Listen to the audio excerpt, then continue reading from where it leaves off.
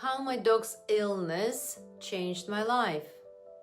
2 months ago, my dog Bruce got really sick.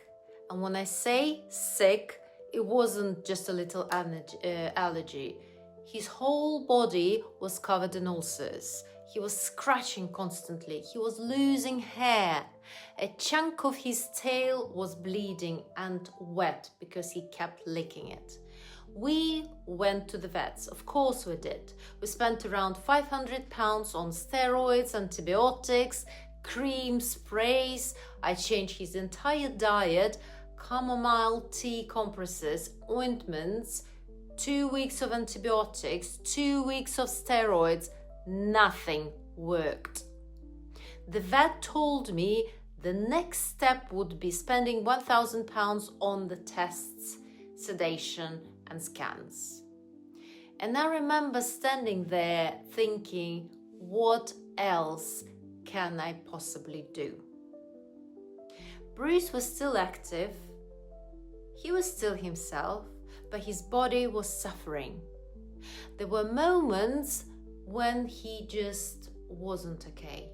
And watching that, it breaks you. I was desperate. At that time, I was studying crystals. So one morning, I thought I'm gonna try to heal him with crystals.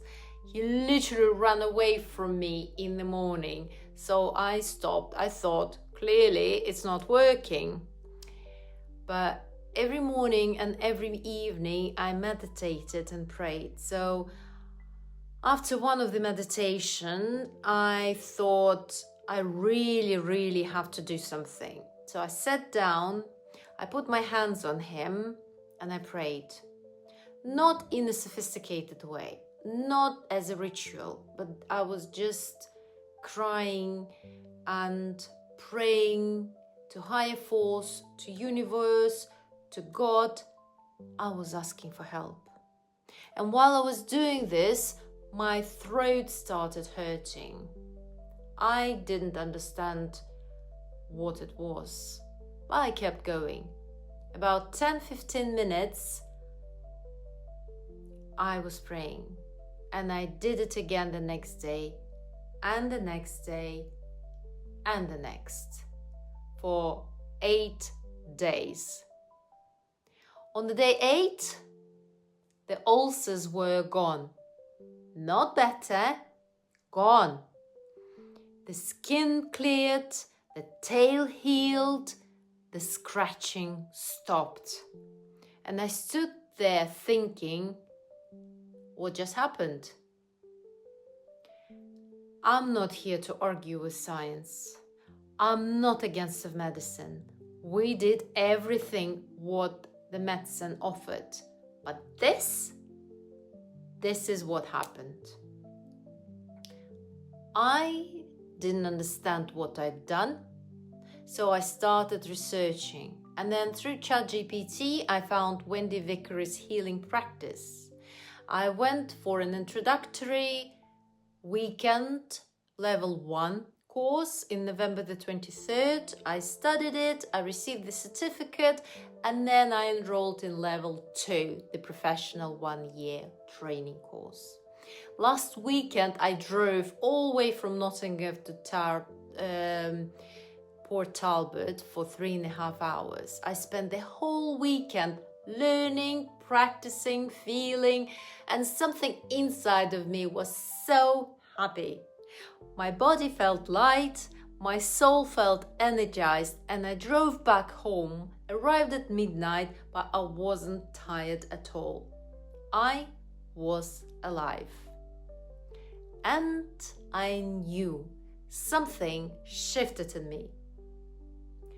I've always been very structured, very managerial, very rational, high-level corporate background. And now I'm studying psychology, transformational speaking, bioenergy healing. I'm not claiming I know everything. In fact, now I don't know anything. I'm learning, I'm practicing, and I'm growing. Bruce's illness was painful. It was stressful. It was expensive and it was scary. But it redirected me.